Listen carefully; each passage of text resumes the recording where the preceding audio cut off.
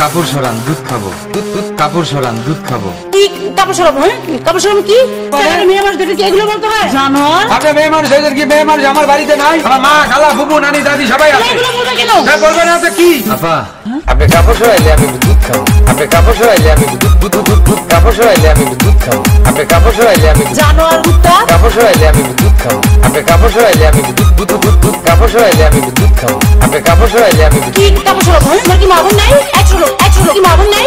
জানোয়ার কুত্তা তোমার কি মাগুর নাই? একশো কি মাগুর নাই?